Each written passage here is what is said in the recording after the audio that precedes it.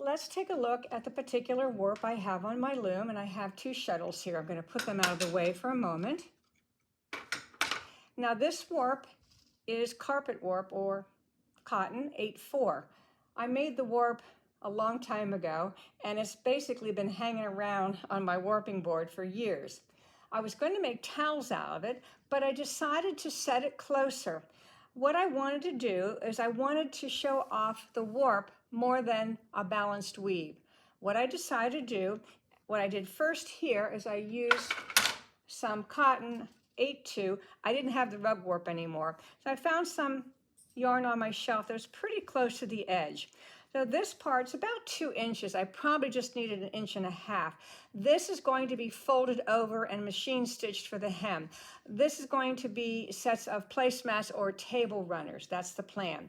So I got to the area where I wanted to start to use a thicker yarn. But instead of having a thicker yarn, I created my own.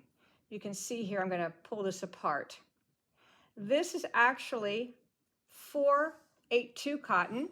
We have 2 that are moss green and 2 that are kind of a brown gray. And what I did was I put them on the floor and I wound them all together. Make sure this is tight enough here. All right. And now I tucked the 8/2 in, but now what I'm going to do is I'm going to weave with the thicker yarn. And what's great about this is that it's going to weave up pretty darn fast because it's thicker.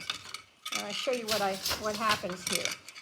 It's not totally what we call warp-based, but it does show off all the colors in the warp more than if they were a balanced weave.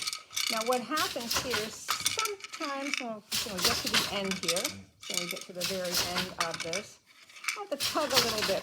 Whenever the shuttle starts to get a little lighter, I have to tug a little bit because it's lost some weight. Okay, so I'm at about this end here. I'm going to put it through. I'm almost to the other end here. And then what I do is I will unwind a little bit of this, take the other bobbin out, put this in. And what's nice is that these are all maybe a little bit different lengths or they're all cut off. So what happens is I can kind of tuck this in, overlapping it, and then I will keep on weaving. And you can see how it started. At the edge, you might be able to see more of the different effect than straight on like I'm seeing. Just another idea for you.